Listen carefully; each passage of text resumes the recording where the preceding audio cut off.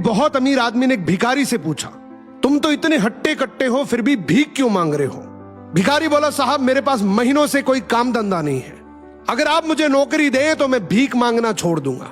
अमीर बोला, मैं नौकरी तो नहीं दे सकता, लेकिन तुम मेरे बिजनेस पार्टनर बन सकते हो।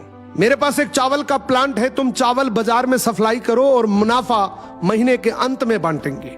भिखारी ने कहा, लेकिन कैसे बांटेंगे?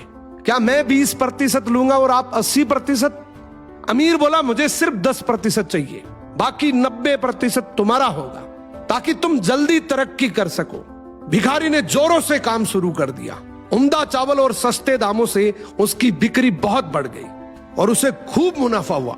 लेकिन जब मुनाफा बांटने का समय आया तो भिखारी ने सोचा, सारी मेहनत तो मैंने की है, तो अब अमीर आदमी को 10% क्यों दूं? अगले दिन अमीर आदमी आया और जब हिस्सा मांगा तो भिखारी ने बहाना करते हुए कहा कि साहब मुझे तो बहुत नुकसान हुआ है, मुझे जितना मुनाफा हुआ है उतना तो कर चुकाना है, तो इस हिसाब से मुझे कोई मुनाफा नहीं हुआ, तो आप इसके हकदार नहीं हैं। अमीर आदमी ने कुछ नहीं बोला और वहां से चला गया।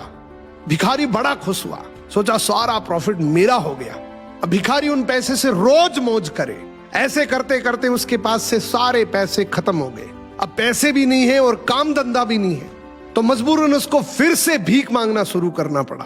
एक दिन वो अमीर आदमी उसके पास से गुजरा और उसको देखा, क्या ये तो फिर से भीख मांगने लग गया। अमीर आदमी ने एक बहुत अच्छी बात बोली कि इस दुनिया में गरीब और अमीर आदमी जो होता है ना, उसमें सबसे बड़ा डिफरेंस होता है उसकी सोच का।